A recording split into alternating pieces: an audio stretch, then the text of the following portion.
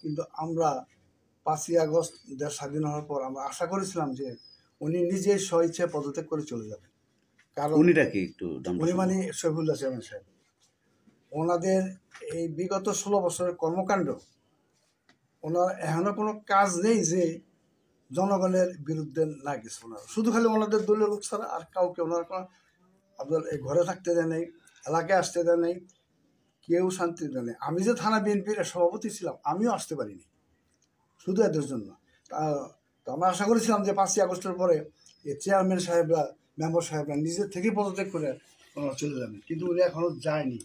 উনি অসুস্থ, উনি সপ্তাহে একদিন আসছে কিনা আমি জানি না।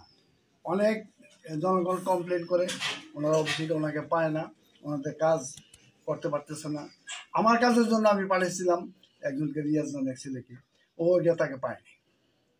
সুতরাং এই অবস্থায় এটা আমি আশা করব নির্বাহী কর্মকর্তা এবং ওনাদের যে নিয়ম কানুন আছে ওই নিয়ম কানুনের মধ্যে যা করা দরকার ওইটা করলে আমার মনে হয় জনগণের জন্য মঙ্গল হবে, আমাদের জন্য মঙ্গল হবে, সবার জন্য মঙ্গল হবে।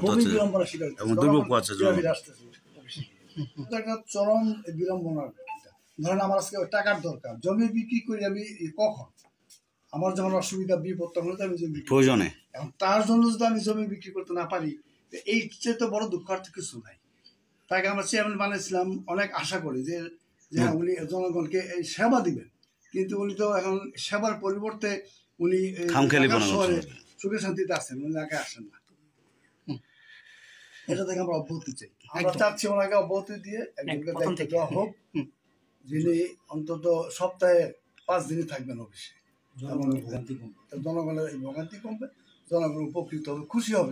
জনগণের ভোটে তো নির্বাচিত হয়েছে আপনার মেম্বাররা, তাদের মধ্যে থেকে নিশ্চয়ই কারো কেউ আছে, আমি তো এটা বলতে পারবো না। মানে কার্যক্রমটা সবসময় চলুক, সেটা একজনের দায়িত্বে। প্যানেল চেয়ারম্যান তো অবশ্যই আছে, ওকে, প্যানেল চেয়ারম্যান তো নিশ্চয়ই তাকে দায়িত্ব দেওয়া হোক।